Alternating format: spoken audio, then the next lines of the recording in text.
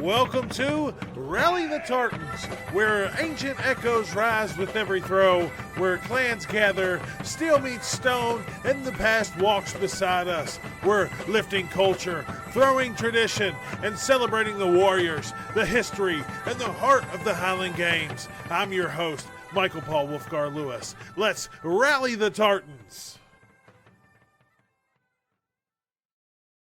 Good morning, good afternoon, good evening, good night. Whenever you are listening to this, wherever you are in the world, I cannot believe we are already here. Listen, guys, it has been a bumpy road getting started. We have issues with getting things on Spotify and YouTube and trying to make sure everything is cohesive and correct and connected the right way. Normally, I would be bringing you a games recap today. We would be talking about upcoming games, which there's a lot going on right now. As all of you know, in the Highland Games world, September is a crucial month for a lot of states. Everybody is gearing up. Well, in my category, everybody is gearing up, finishing their season and trying to make their statement at Worlds, at Masters Worlds. So there's a lot to go over. And I still wanted to do a special episode where we talk about Stone Put tradition. I don't want to mess up the upcoming interview. Guys, I have had this opportunity, and to me, it was one of the greatest interviews I've ever done. And please understand, I'm not a journalist. I didn't go to college, and I didn't take any kind of media questions or anything like that. I've been fortunate enough to work on radio shows in the past as passion projects. Still made some money off of it, so that was cool, but I've never really been some guy that's just wanting to go out there and do interviews.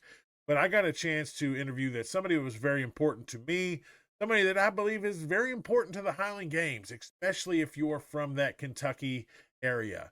And that's what I want to get into. I'm going to cut everything short because most of my interviews have been about the 30 to 40-minute range, and Kerry Overfelt and I had a wonderful conversation, maybe my best interview ever. Don't know if I'll ever be able to top that. And I don't want any fluff. I want to get straight to meat and potatoes so you guys can hear from the legend himself. And that's what we're going to do.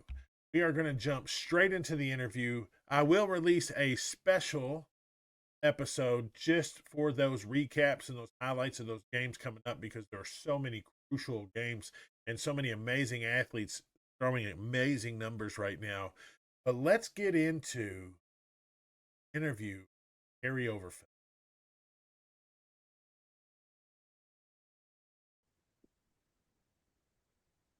Today's guest is someone whose roots run as deep as the Kentucky soil he started in, literally. From a tobacco field to the top of the podium, Kerry Overfelt has become more than an athlete. He's a coach, trainer, author, and arguably the heartbeat of the Highland Games in Kentucky. Welcome to the show, the Godfather himself. How are you, KO? Thank you, sir. Really appreciate being on the show. Flattered, honored. Glad you had me on. I'm doing fantastic. How are you today? Well, we're doing good. It's another day we get to talk about the Highland Games, so I'm ecstatic like a 12-year-old kid on Christmas. Great. So listen, let's just kind of dive right into it, Kerry. You and I both started out in tobacco fields in Kentucky. That's what makes me love you so much. But tell me about those early days. What lessons from that life stuck with you as you grew into the Highland Games world? Well, my first lesson probably was don't be a farmer. That was very evident early on. But in all seriousness, you grew up really poor. And you start working early. The reason you do that is you don't have anything if you don't. But I started in tobacco fields when I was about 3 years old, helping top tobacco, hoe tobacco, pull weeds, whatever, drop sticks, all the, stuff they do. And it was just kind of it's just what you did.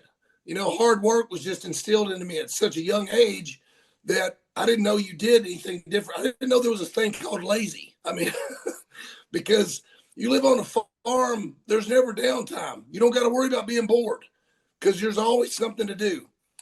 So it's very good lessons as far as character building moments and all that stuff. And I know people joke about that, oh, it builds character. Well, it literally does. It built, my work ethic and, kind of the person I become today, watching, really great men around me work really hard, never complain, head down, do the work. That's right. That's right. So, what about when you first heard or seen about Highland Games? Like, at what age did you first start competing? Well, it's back in the 90s, and I was in I guess, a weird place in my life. I went to college for a year because that's what everybody did. Um, do not fancy myself as a scholar. Let's just say that. I didn't feel like college was going to be really for me. So I got out in the workforce, but still loved lifting weights. Fell in love with muscle back when I was reading comic books. You see these guys, and that's what I wanted to look like. That's what I was building myself up to be. So I get just really out of luck, Michael, actually. Get in a gym in Glasgow, Kentucky, working out, and the guy that owns the gym, who basically is kind of how I built my complete gym around him.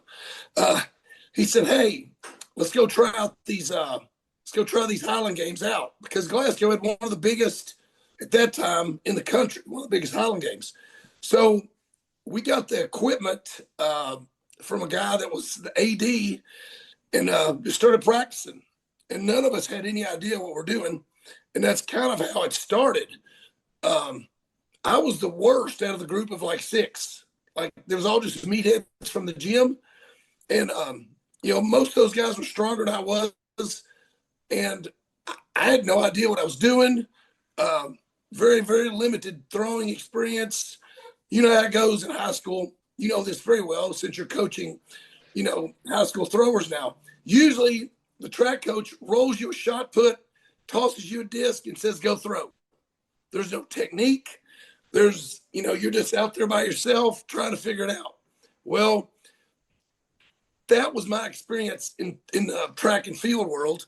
And it was mostly, honestly, I'm out for track and field, not to throw. I'm trying to bag chicks. That's the whole reason that I went for track and field. And then throwing just kind of came along with it, but we didn't learn anything. Right. So, I'm 21 years old or whatever it was, trying to throw. And these heavy weights, a 56-pound weight, big old stone. Don't even get me started on the caber. But so our guy at the gym, he got us into it. And then we had a guy named J.M. Kuno. And J.M. lives in Nashville. He came up and did a clinic. And it was a pretty basic clinic. And we learned quite a bit from J.M. that day. He was a professional out of Nashville, older guy. But he was really good. J.M. was really good, and he's still around. J.M. will still pop in from time to time. He's still living in Nashville. So he's really kind of how I got, into it and got really interested. And then I just kind of put it on the back burner, because after that, I decided to go back to college and play college football. Again, I don't know how I'll get into this stuff because I'm not that confident, but you would think I am, considering the stuff I go back and do. So I went back at 21 years old to go play college football. Never thought about Highland Games again until I got done playing college football. So that's kind of how it all got started. And then it was just kind of an obsession from there. So after that, was JM kind of like one of your early mentors, or is this path that you've been on, this trailblazing path you've been on, more self-driven? Well, I didn't really see JM much after that, but I just got, and you'll know this very well, this community that we have in Highland Games is such a camaraderie of people that if you want to get better, you can align yourself with people to do that. And that's what I did. Buddy of mine named Doug Grissom. Doug, love me some Doug. Doug, if you're listening to this, you're my dog. Um, he was very enthusiastic about going other places to throw. Hell, Mike, I didn't even know games existed outside of Kentucky. But, they're in Mississippi, they're in Arkansas, they're in Kansas, they're all over the place. And he got me talked into like traveling. So after I got done with college, he would call me on a Thursday afternoon and be like, hey, man, there's a game in Jackson, Mississippi. Let's roll. I'm like, what? I'd have like $40 in my pocket. And I'm exaggerating. It's probably more like 20. So I would drive to Atlanta and meet him. And then we would ride in his work van because neither one of us had the money to really travel. So we would ride in his work van on their gas money to a game and then drive back. So that's kind of, you kind of get started in that. And then I started just wanting to get better technically. So I had to, back then there wasn't YouTube and, all these videos and people like me who do online training. So I'm calling across the country, talking to people about, how to get better. It was kind of wild and crazy, but you just had to try to find people that, you could find their information. Like today, I mean, we know everything about everybody. We're on Facebook, we're on social medias. Then it's not like that. So it was kind of a secret society. So you had to really look, to find people, to kind of help you. But that's kind of what I did. That's awesome. So let's talk about the athletic mindset a little bit. You've trained hard. Obviously, you've competed really hard. What's something people don't really understand about being a Highland Games athlete? I think the biggest missed point, and I missed this point for a really long time, is your mentality. You've got to be pretty hard-headed. As you well know, I tell people this all the time, Highland Games is just like golf. Bad shot, bad shot, bad shot, bad. Oh my God. I'm back, baby. I'm back. I'm back in. I can't believe I doubted myself. I'm that guy. That's golf. Same thing with Highland Games. Terrible throw, terrible throw. I'm awful. Just quit.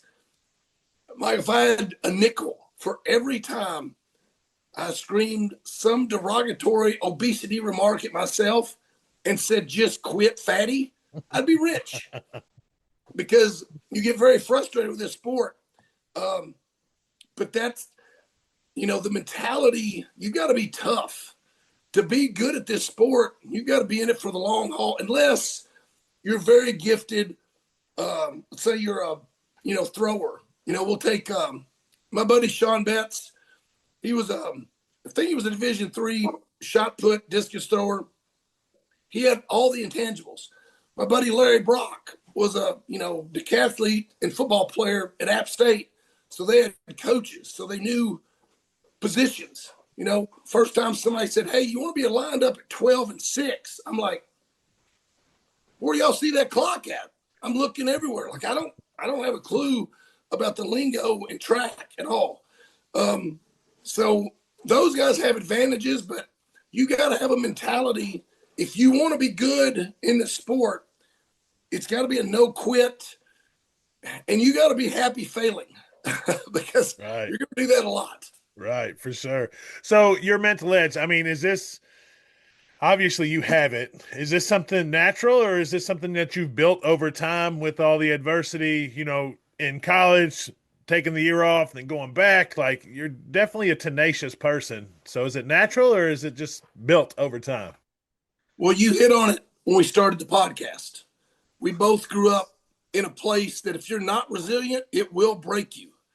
And I agree. I mean, you get out in those hot, 90-degree days with 115 humidity, and you're chopping away. So when you think about cutting a patch of tobacco, that's life. I mean, you're hacking away, and it doesn't look like my uncle. I used to accuse him of doing this. He would make the longest rows of tobacco in the world. I mean, it was like miles of rows of tobacco. Like, it's never going to end. So that right there, that was built into me. But I didn't learn this until I had a guy come in at the gym. His name's Enrique Melgar, and I just posted a video the other day. 64 years old, knocked out 64 pull-ups. He can do that. I tell him all the time because he's foreign. He's from Peru, by way of Miami, he says. But he brought me a book in, and he had no idea what he was doing. But he brought me a book in, and it's called Peak Performance. It was an old book. Cover was half tore off of it. But the book, I opened it up and I started reading it. It's all mental training of how the Russians did it and what they did, their volition, their process, their mind thought, all this stuff. So now this is crazy, Mike, but so I read this book and I put it to work.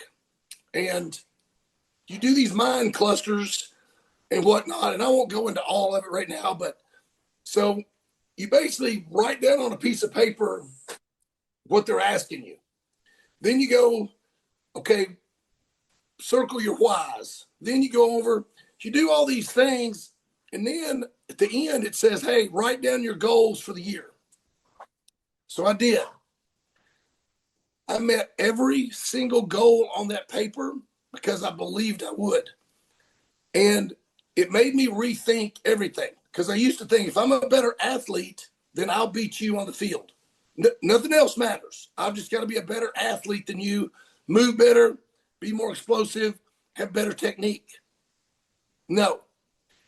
The mind. The mind is the key.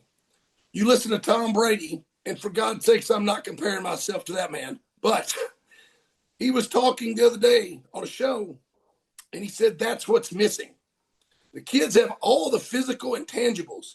They have all the training, but there's a toughness, there's a resilience, there's a belief. All those things are here in the mind. And I think that's what we're missing a lot. And that's one of the things at our gym that we do is I preach that. Give me a mentally tough kid over physically any day, any day. So it took me a while to learn that physicality is only a small percentage of what I'm doing. And when I switched that to the mind, it was completely really a switch. You can go back and look at my numbers. They're completely different from this one part of the year on. And I owe all that to Enrique just luckily slapping a book down in front of me and me reading it and actually applying it. Remind me to get you out to the football team to give them that pep talk. They're going to need that. So let me ask you this: after that, with you making that switch and really digging in, is there a moment or a throw that's defined you, good or bad? Yeah, there's probably several, but 2009. I put on what used to be the NASGA message board. That's how we all communicated. I don't know if you remember it or not. Oh yeah, I stalked that thing for the first I don't know 3 years of my Highland Games life, and probably Yeah. commented, and everybody's like, "Who is this stupid kid?" So I went on there in 2009, and this again is part of the mentality. And I told all the pros only show up at Bethlehem, Pennsylvania at the Celtic Classic if you want to take second. Now, most people are going to think, what an arrogant, cocky. No, that was a plan. That was a plan to motivate and push and drive me. If I said I'm going to win it, by golly, I'm going to win it. So I didn't have a choice because I put it out there for everybody to see. And people that knew me, they knew it wasn't arrogant. They knew that there was a reason for it. So in that game, I was down, I think I was in fourth place in a hammer, and I needed a huge throw because I couldn't get down in points. And hammer was one of my better events. And I reeled off like a 4-foot, I was throwing in the 109s, 110s, and I reeled off a huge throw at the end to take first place. So it's a 2-day game. So the very last event at the Celtic Classic, the national championship, is a 28 for distance. And I'd had a really good year with it. But Harrison Bailey is from Bethlehem, Pennsylvania. And Harrison was a phenom thrower, just a unit. And we get up there for the 28, and he's only a half a point behind me. And actually, let me take that back. I was a half a point behind him going to the last event. And I said, I'm going to win this thing. And here we are. So he reels off a first throw of 88 feet with a 28. And I get up there and I go 89. Now, I'd thrown 89 before, but had never, cracked the 90. So Harrison gets up again and goes 88 plus. And now I'm starting to sweat. So I'm like, oh man, here we go. So I get up there and I reel off like at 87. Well, he comes back up and throws 88 again. He's ahead of me. It's my final throw, Mike. And I walk in and I look around and I said, I wonder what Granny's having for lunch today. Now, people are going to say, now, why would you wonder what your grandmother's having for lunch today? Because the more I think about a throw, the more we think when we step in that box, everything slows. You're slowing everything down. Your body knows what to do. Your body knows how to react. You've done this a million times. Do it, but don't think it. Just go. So I cleared my head. The rest of it's a blur. I hit this throw, and I looked out into the crowd, and everybody was fuzzy. It was like I was seeing stars, and I'm watching this weight. And when it comes down, I just hear the crowd go crazy. And it was 91 feet. It's my PR, my lifetime PR. So that throw for me was a defining moment because I had to dig really deep to pull that out and know what to do and not, as me and Craig Smith used to joke, he would get in there and he'd say, I'm about to get down on one. When he'd say that, he'd mess up because we were really trying to throw hard and it messes you up. So I just had to really pull that out. And I ended up winning the national championship that day off that throw. So to me, I don't know if it's a defining moment, but it's one of those moments that I'll never forget. Well, I love it. And if there's any athletes listening, Kerry just gave you guys the biggest gold nugget ever in that last comment. Just trust yourself. Don't think about it. Just go do it. So, and because of that, let me talk about this. And I know you'll probably downplay this, but you really have built something that athletes all over the country look to as the gold standard. Did you know at the time that you were actually building a legacy in Kentucky in the Highland Games, or were you just trying to keep the games alive one throw at a time for yourself? Well, I mean, I appreciate you thinking that, Michael, but I mean, you're right, I will downplay this. I mean, if we're sprinkling glitter on a turd, I mean, there's a handful of us that throw in Kentucky. So it's not like I've got, major competition of, 40, 50 people, vying to be the who's who of, Highland Games in Kentucky. But no, I never, again, let's go right back to the first of the podcast. You put your head down and you go to work every day. And it's not about, oh, I get a gold star today. Oh, I get this. No, it's what you do. So for me, we have a saying at Darkside. Me and Mel use it all the time with our kids. The standard is the standard. Like, we don't deviate from that. Our kids, let them not say yes, ma'am, no, ma'am. Let them not use yes, sir, no, sir. Let them do the little things wrong. They get it. They know. So we have a standard there, just like I had a standard for myself and I think people I think people don't understand the little things that you do make the big things come true. Yeah, amen to that.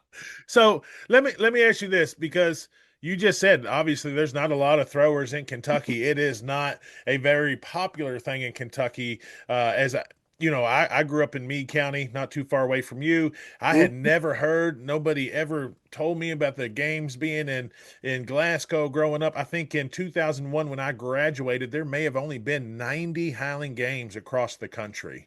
Yeah. Um, so what's kept you going all these years? What's been your why to keep this going? Well, number one, you look at our community. We got, and I say this to people all the time. I've been doing this now, Mike, for like, oh God, 20, we're going on 28 years, 27, 28 years. And I can probably name you 5 assholes in this whole sport in 25 years. And there's some dudes that are annoying, and there's some dudes that, I didn't really care that much for, but I mean, 5. I mean, heck, I can go over here to the local bar and find you 5 right now I don't like. Right. So it's the community is one of the big things that I think's really kept me in it. The friendships. I love seeing people throw big. I mean, when me and Zach Riley, teamed up, it was, first of all, I was honored that, he wanted to team up with me. Second of all, I loved helping him throw farther. It was because he's a mutant. Like the dude he's a total, absolute BA unit. And so I like helping people, obviously, achieve their physical goals, because I would have loved to have somebody like me, when I was starting and coming around, to take a lot of the guesswork out, for one. But the Highland Games to me goes a little deeper. At Glasgow, my mom, my grandmother, they all were a big part of that. They were just appalled that Glasgow did not have this big spread of food for the athletes. So we started a tradition at the Glasgow Games. And Michael, when I tell you an absolute smorgasbord, oh my God. You've been around country cooking. You know how Oh they yeah. roll. Oh yeah. I mean, well, we've got to feed 10. Well, we better make sure it's not 50. So they bring enough food to feed an army. And so quick, funny little story. I'll tell you this. Ryan Vieira, 5-time world champion, one of my mentors, great guy, helped me a ton. He's at the Glasgow game every year. I fanboy, man crush, everything you want to say, I had it. Because he was my height, built like me, there's a chance. Because I'm running around with these 6'3", 300-pound giants, and here's Ryan. So I thought, man, there's a chance. So we had a big spread of food out. Excuse me. And Ryan looks over at this peach cobbler. My grandmother made this pan of peach cobbler. And there was about 2 or 3 pieces left. And Ryan slides it over to himself and looks around and goes, "Hey, man, is anybody else going to eat this cobbler?" Nobody said anything. Ryan pulls the cobbler in his lap and starts eating straight out of the pan. So we get back to my grandmother's house at night. And Granny goes, "Well, I don't know who Big Boy was, but he's eating right out of my pan." So they would make this enormous amount of food. So Glasgow meant a lot more to me than just a game. It was, it was a family thing that unified my family, my aunts, my uncles. My uncle made all the cabers. My aunts made all the food. I mean, it was just a big family gathering, and it was a whole weekend. And they were all so excited every weekend it came around. So that is another one. It's just it means more to me because of that. Now, of course, I don't have that anymore, but that is always stuck with me. That it's kind of, again, that commitment, that closeness that you have in a Highland game is just it's unparalleled in any other sport, I believe. I agree. I definitely agree. So let's talk about it then. When you're looking at the next generation, do you see the same spark that you had? Do you think we'll be able to carry that torch? Well, I feel like every sport, Mel and I were involved in bodybuilding for a few years to have something different to do. Everything's watered down. When I got in the sport, Mike, it was, hey, that's a 56. That's what you'll be throwing. You're an amateur. I mean, that's what you threw. Now we've got, and I'm not saying this is a bad thing, and I watched Eric Frazier at 13 years old beat grown men with a 56 for distance because there wasn't a junior division. Like, you had no junior division, and I just think I think we've watered it down quite a bit. I mean, if you can't do it, you can't do it. I'm sorry. I was never going to be a center in the NBA. Too short, no skill. So, I mean, there's some of the stuff you don't need to do. Do I feel like COVID hurt the games a lot because it took a lot of pro games away? So one of the things that once I got better amateur, I learned, hey, these guys get paid to do this. Now, I never thought that was going to be me, but that was my driving force. Try to get to be a pro. Try to be a pro. Now, I see these guys going pro, and they're not throwing 40 in a heavyweight. They're not throwing 80 in a lightweight. They're not even breaking 100 in a heavy hammer. But, hey, they got a good sheath. Well, that'll get you a great handshake at the end of the day. My thing was, you got to be good at all 7. Or if you got one weak event, it better not be 2 weak. And I did. My stone was my weak event, but it wasn't dead last week. So, I could still make up points in other places. These guys nowadays, I feel like there's a lot of one-trick ponies.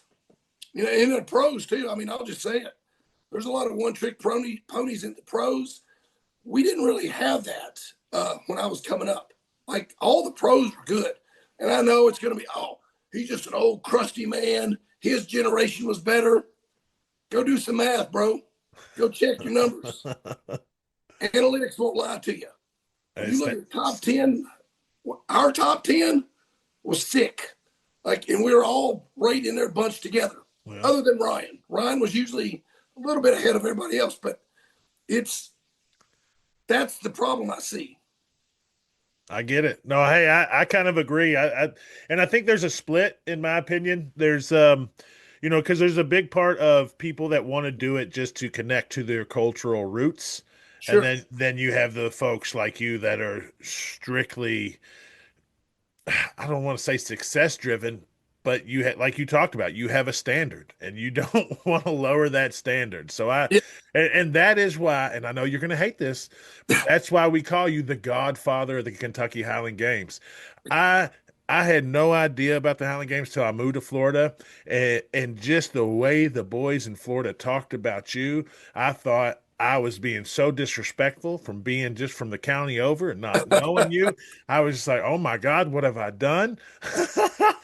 So for me, always saying that to you, because I will always introduce you as that. What's that mean for you? Is that okay that I keep doing that? Because I'm probably not going to stop, just to be honest. Well, I'm not gonna lie to you. I was reading your email to Mel, and I said I've got to get Mike on board as my hype guy because I am doing it wrong. And I read that one to her, and I said the Godfather of Kentucky Highland Games, and Mel and I both chuckled, and it was very, very, very flattering. I do not feel like that is who I am. Or any sense of that. I think a big part of it is I'm always willing to help people no matter what. I try to be very approachable, very friendly. You know, those are things that I think people remember. And if you want me to be honest, Mike, I wish people would remember me as, hey, he was a great person. He was a great friend. He was caring. Those are things that I really want to be remembered for. But I always say this. I never, ever get tired of somebody walking up and saying, hey, legend. It never gets old. Now, and yes, if you want me to say it, I did earn that a little bit, not from how good I was, but from the work I've put in and continue to put in. And I continue to, learn. Still, from the new guys, I'm still trying to pick up stuff from them. But I do appreciate it. Thank you very much for that compliment. Yeah, no problem. No problem. Don't worry. I'll be your hype man anytime you need me. I will follow you with a microphone and a speaker and just tell people, hey guys, the king is here. But let's talk about that because I mean, obviously you've went so far beyond what you even say. I don't think the folks out there really know how helpful you are to folks like me in the Highland Games. For me, when I'm having that oh shit moment, hey Kerry, they hired me to be a track and field coach. What do? I don't want to screw this up. Just so much, and that's how I assume your book came about. Your book on the Masters Highland Games. So let's talk about that a little bit. And you guys can find that on Amazon right now. I do believe if you're listening, I highly suggest it. It's a fantastic read. But what inspired it? Well, I mentioned his name earlier. So I didn't have a clue who Zach Riley was. And he showed up this is before Glasgow got shut down. I think it was 2018 or 17. I can't remember which. But I'm looking over there, and I'm AD at the time, but we still had a pro game. And I might be wrong about this, but I think at that time we were doing the North American Pro Championship. So we brought 4 Canadians down and had 4 Americans. And so, we were going at it. Great day. Other than the Canadians melting in the June humidity at Kentucky. Greg Hadley, I see you, baby. Shout out to you. So Zach is over there, and I'll always look and kind of see what amateurs are throwing. And I'm like, who is that? Or actually, what is that? It looked like an overgrown troll, like an ogre. I was like, good Lord. Then I'm watching him throw, and I'm like, this dude is no joke. Like, he's a grown man. So I didn't really know who he was. I knew he was from up in Indiana. So me and him got to talking. He just reached out to me and said, man, love your videos on YouTube. I really love your specific stuff for throwing, this, that, and the other. So, and I guess I need to rewind just real quick. When I started this, Michael, every single person I talked to said, well, you've got to do Olympic lifts. You've got to. You can't be explosive if you're not. Bullshit. It's total BS. So I didn't know how to do Olympic lifts, so I didn't. So I did it my way. Found my way to do it. And a lot of it was with some of these, crazy exercises and other stuff I did. So now I've got someone saying, hey, I really like what you're doing. Now, little did I know, this man has a degree in everything, exercise science, neurology. I mean, he's a genius. The dude is very smart. I also did not realize this fool darn near made the Olympics in wire hammer at Ball State.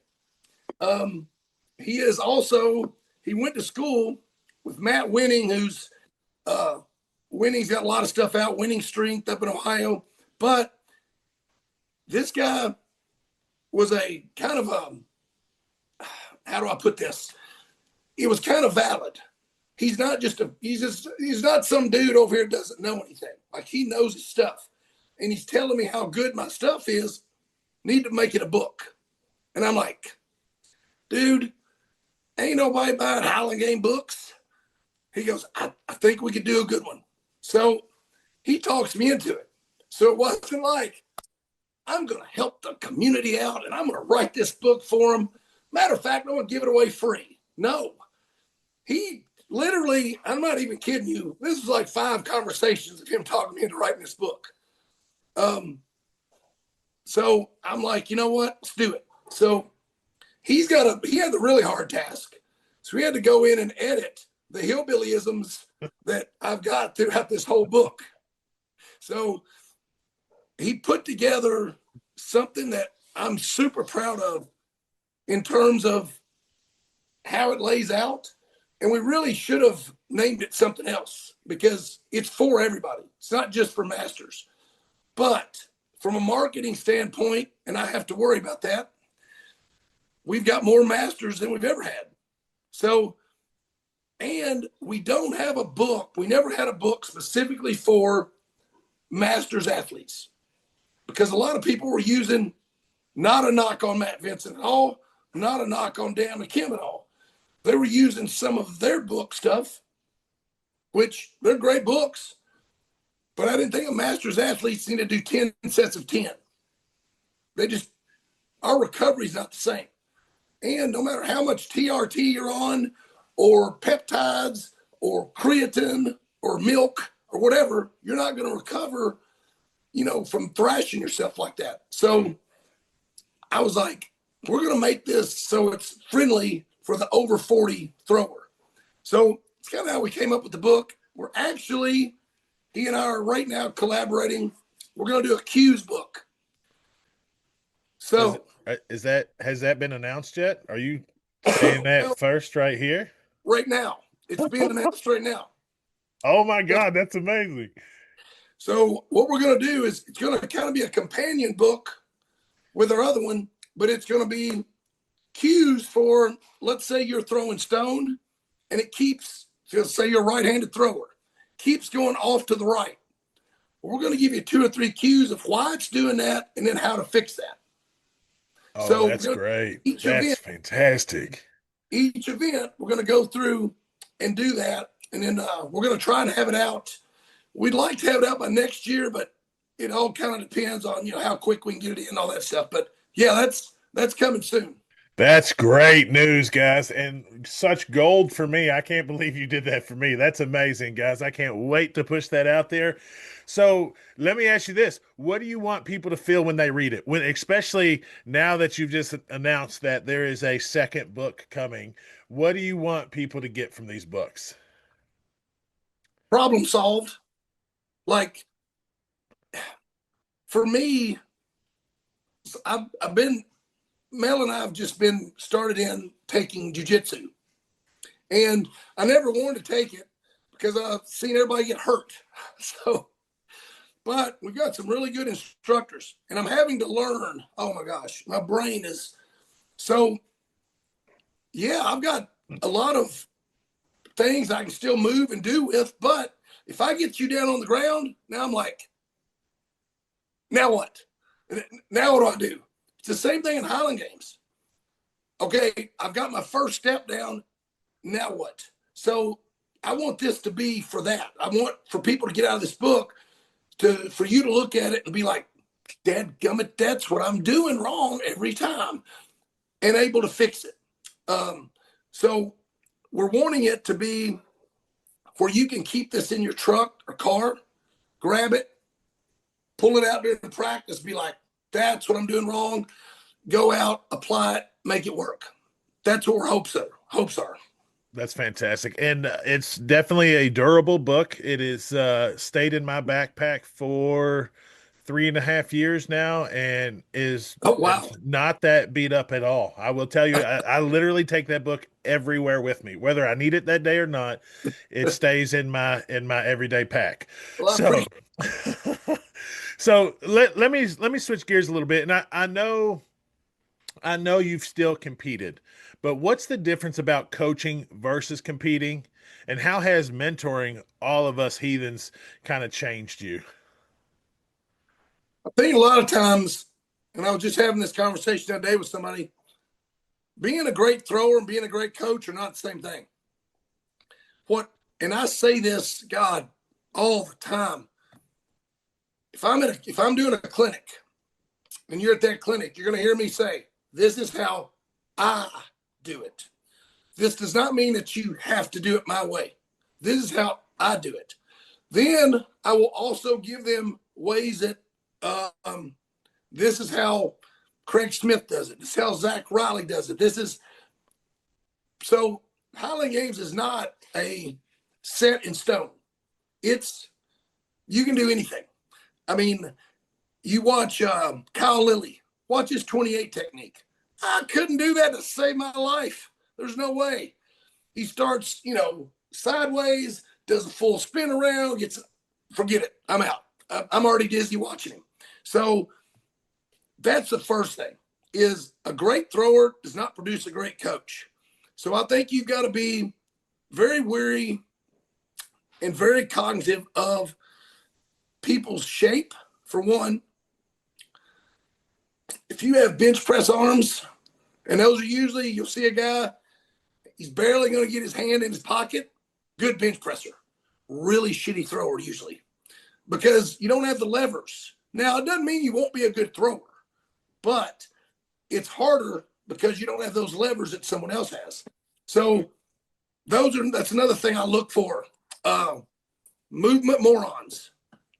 Those are people that have no body awareness. Like once they make a turn, over. And I'll say stuff like, you need to get your hips separated from your upper body. Well, I don't know hieroglyphics, but I just spoke it to them because they have no idea. So I usually will send them a video of me telling them exactly what I want to see. And again, I think coaching and throwing, completely two different worlds.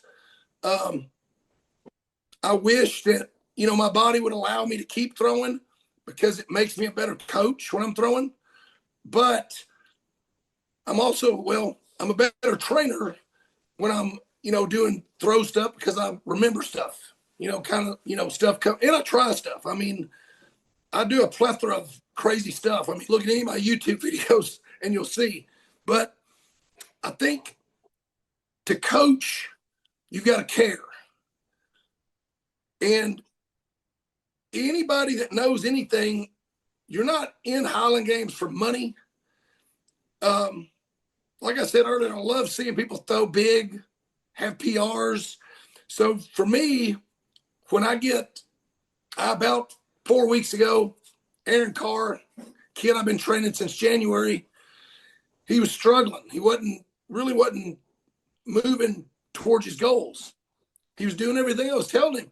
So I'm, okay, what have I done wrong? Where have I went wrong? I learned a lesson myself. He hit the breakthrough moment. 5 PRs in one game. Oh, so that's amazing. Again, I go back to, you asked me early on about the mentality, and you've got to be willing to be patient. It's something I use all the time with people when they get frustrated. They'll, can't get a 2 turn down or they can't do something. And I'll be like, well, God forbid that you're not a pro after your 20 turns right here. I just can't believe it. So you're insulting me because it took me 5 years of absolute obsessing, going to bed watching the Ryan Vieira, Kurt Pauly tape every single night. That song is stuck in my head for life.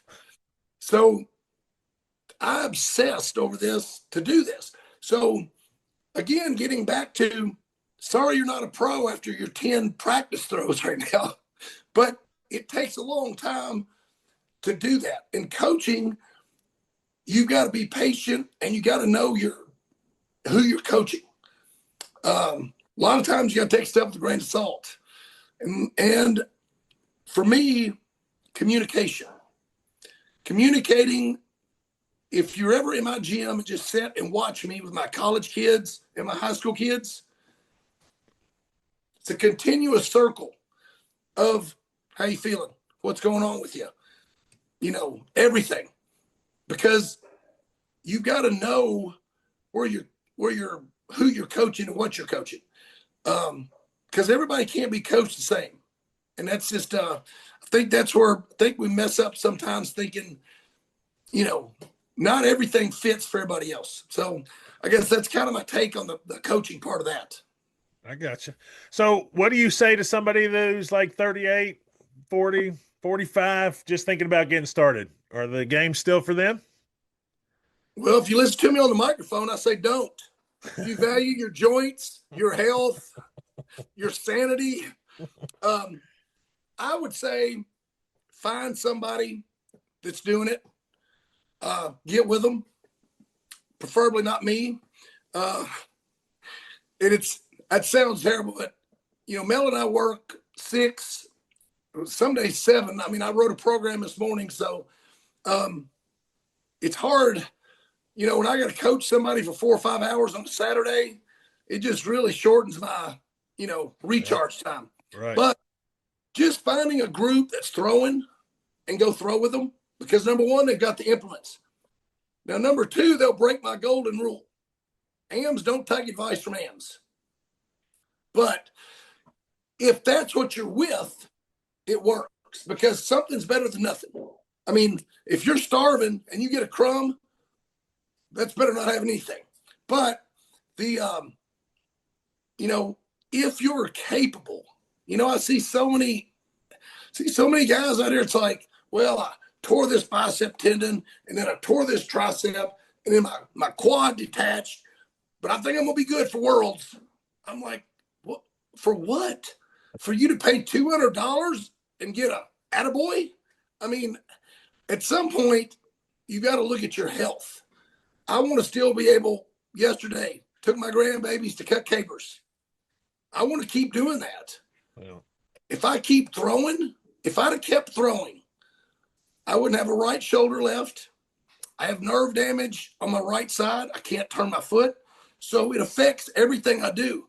So I just had to say, hey, this ain't for you anymore, big guy. Do what you're good at. Running your mouth and telling other people what to do.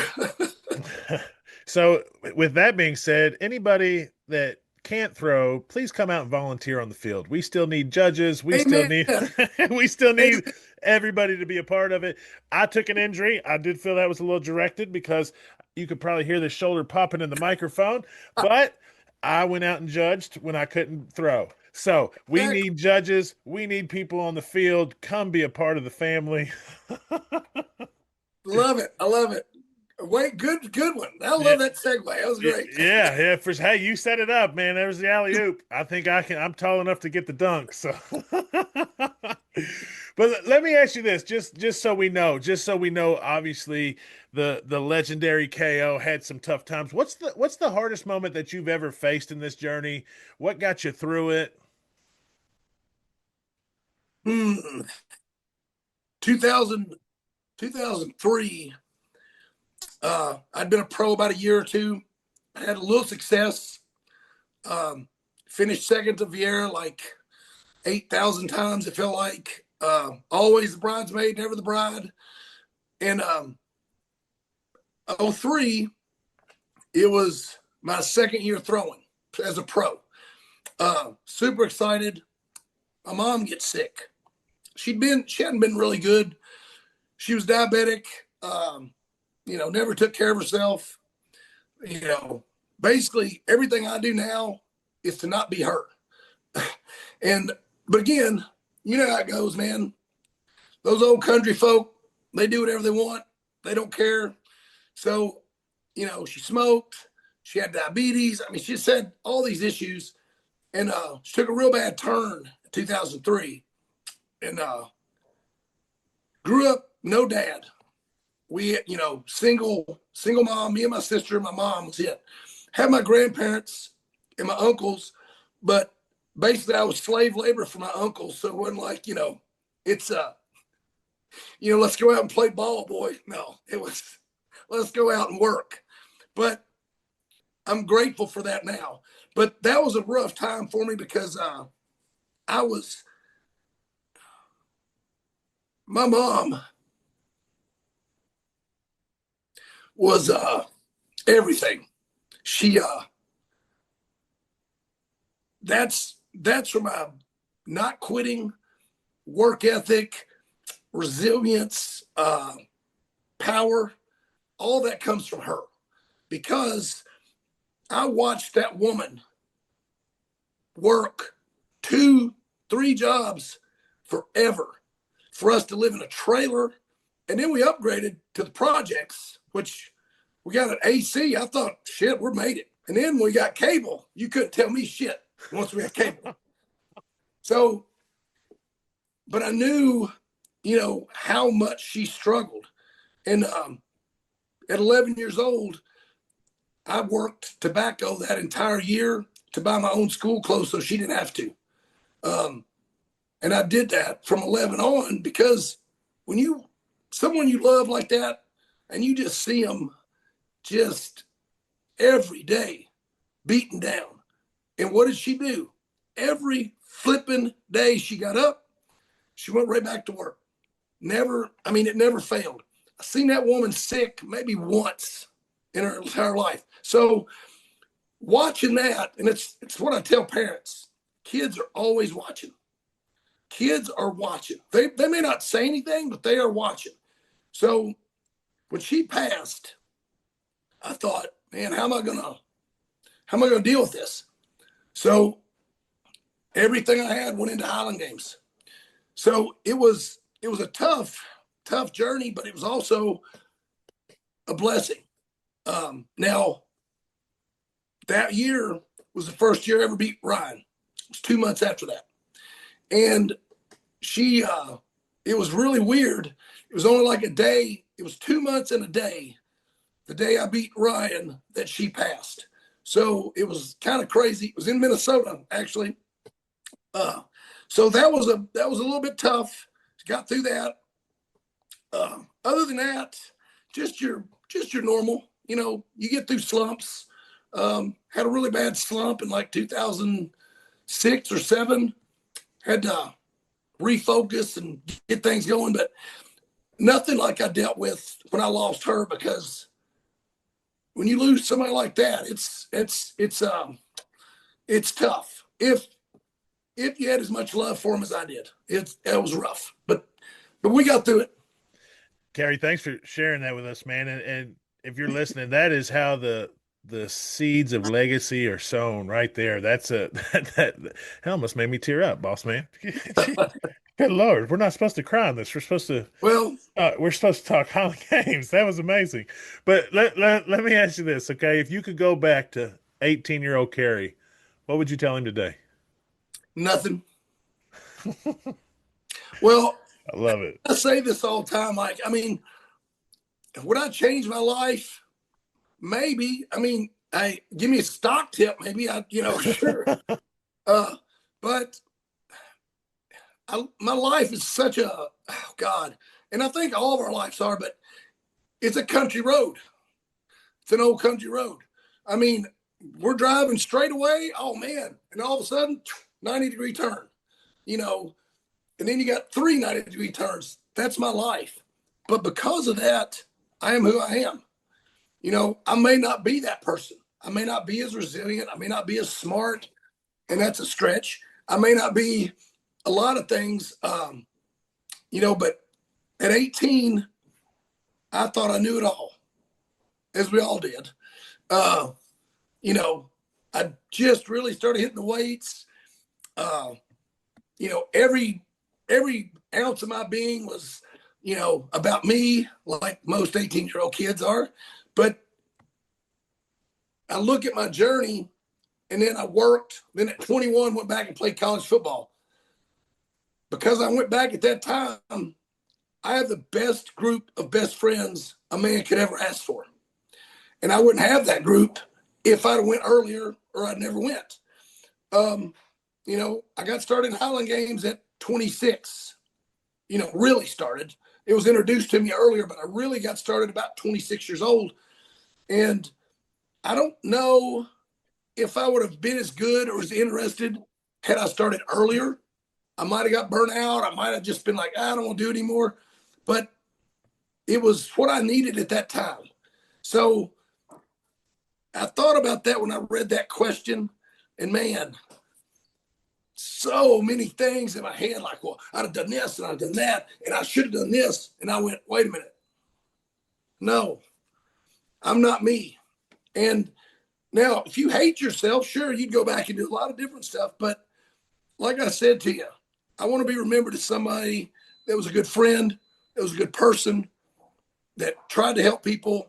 Those are things that, that's what I want my legacy conceded as. In my celebration of life, not my funeral, I want people up there telling stories, and I hope they're awful. I hope they're embarrassing as all get out to me.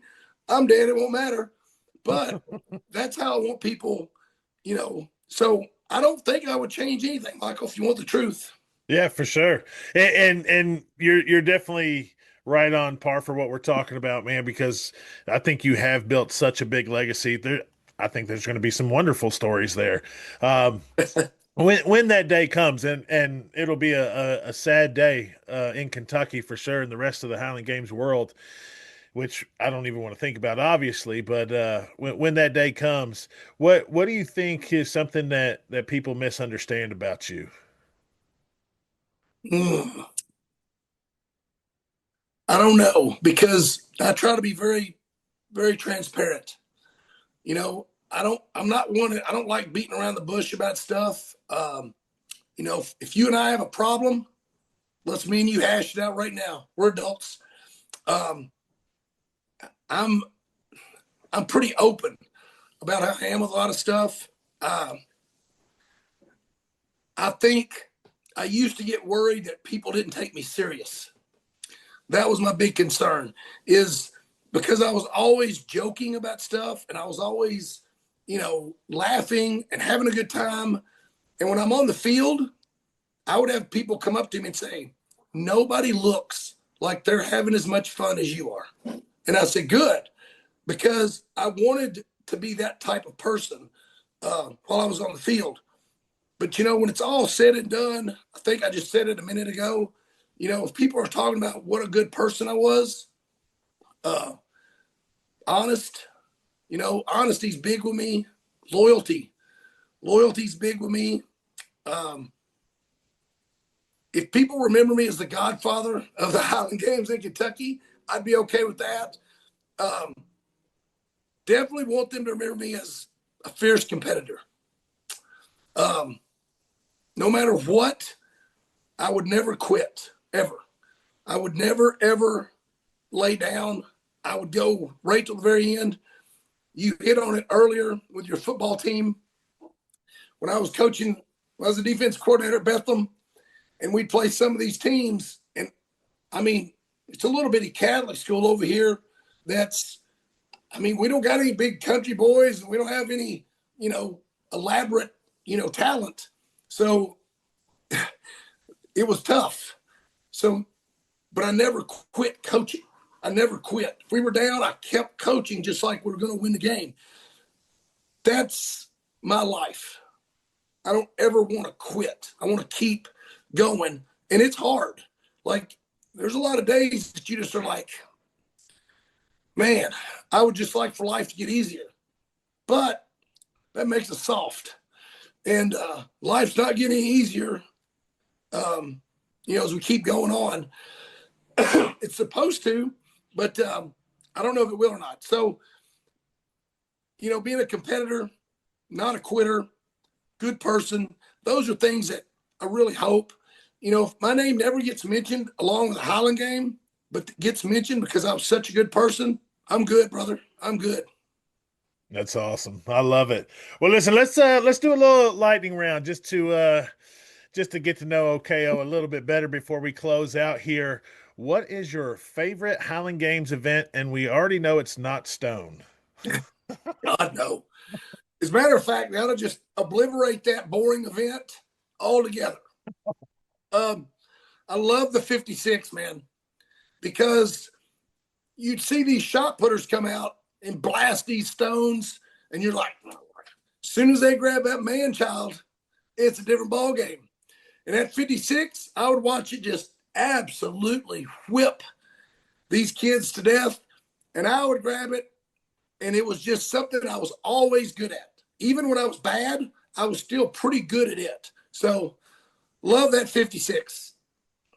That 56 whipped me like a dog the first time and threw me. Yeah, it and usually I does. and I was kind of at my lightest at that point. Now I'm a big guy. I'm 6'7", but I was probably like at that 275, 280. I always get fatter when I come up north. I was in Florida. And David Andrews looked at me and said, "Oh my God, I better teach you or you're going to kill yourself or somebody else." Well, and in your defense, the taller guys, man, it's hard because your center of gravity, I mean, you got to get low. That's what, my advantage was is this dump truck butt of mine. I had a counterweight. You guys, you tall guys don't have that. That's right. That's right. And that's why I'm not in the NFL. This wonderful scout at Tampa told me, you don't have the behind to be in the NFL. You need a tree trunk. He said, lose 100 pounds and catch, big boy. So, what about foods? Now, I know you're used to that home style cooking, but at one of these festivals, is there a food that you have to have before you leave? Here's a good one. I never eat at a Highland game ever. Um, Started this way back as an amateur. They fed us, big sub sandwiches and all this stuff, not festival food. And at lunch, I'm like, oh my God.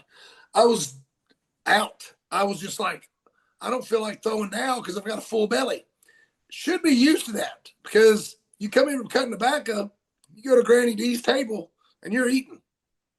But you better because you got another 6 hours out in the tobacco patch. But I don't, there's nothing at a festival that I eat very much of. I don't ever get anything, no funnel cakes, fried Oreos, none of that stuff. Definitely not haggis. Definitely not haggis. Or drumsticks. I don't even know if I've ever had a drumstick at a Highland game. So I'm going to disappoint you on that one. Oh, that's okay. I stay on Pedialyte and oranges. Yeah, yeah, is pretty much what I'm pounding during the Highland Games. yeah. I don't know if anybody has tried to use a porta potty in a kilt, but it is not very fun. Not for number two, it ain't. Yeah, that's for sure. So you have a long time in this sport. All right. I want to know your most underrated athlete that you have seen. Um, Nobody will probably know this name, but him and his wife, and I called this years ago. His name is Mike Pakowski. Mike and Mindy were, I want to say they were out west, discus throwers, hammer throwers. I mean, incredible track and field athletes. Um, Mike was a great dude, still is. I've got a couple kids, live out on the lake now, I think. So I think it was 09, 10, somewhere in that range. I tell everybody, get ready. Mike is going to win the world championships. He had a great stone, great weights, stupid hammer, great caber, very solid wob.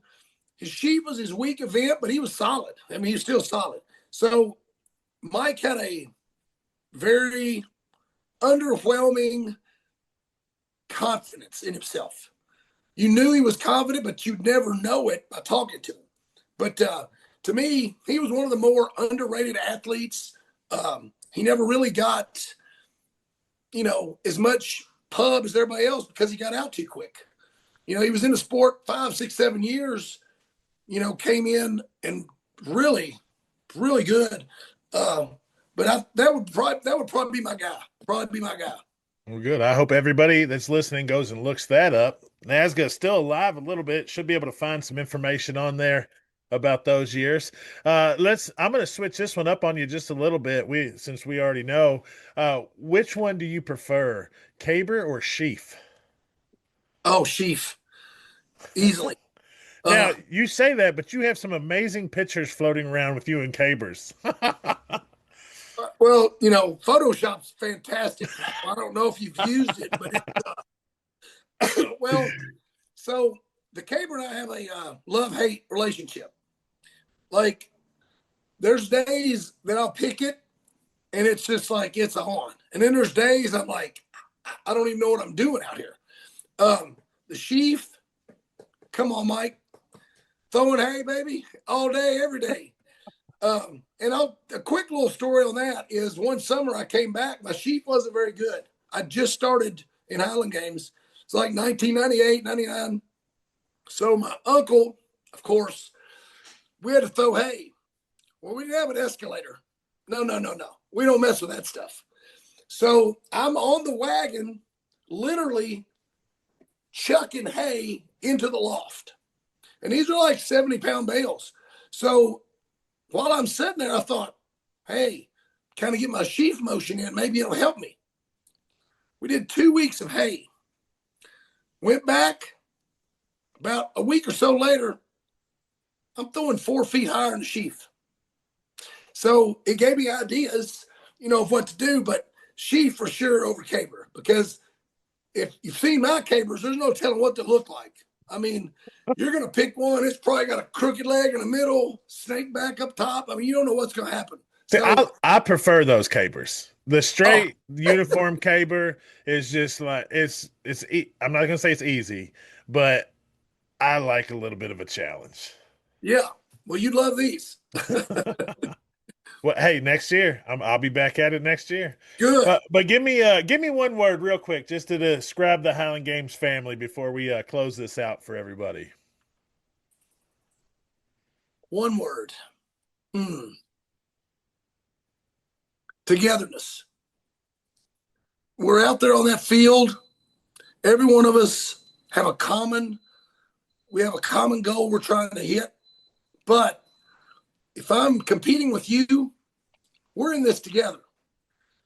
You just made a big PR throw. I want you to. You know why?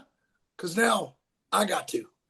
You've raised my game up. You've made me raise my game up. So together, I think it's a lot of togetherness, even when it's people out there that you can do without, but you're still all out there, kind of in this thing together. So be my word. I love it. I love it. Togetherness is definitely it. And Kerry, we're coming to the close, and I just want you to know that one day when the games are over and the fields are quiet, your words will echo through the rolling hills of Kentucky forever. We thank you for everything that you've built, you've protected, and passed on. This isn't just about weights and kilts, it's about heart, history, and holding the torch for those behind us. You're not just a legacy, sir. You are the Kentucky Highland Games. Thank you so much for all those kind words. I really appreciate it, Mike. I'm glad I've got you snowed and you think I'm that great. Loved being on your show. Can't tell you what an honor it was and a privilege, and hope to see you soon. Yes, sir. See you on the field.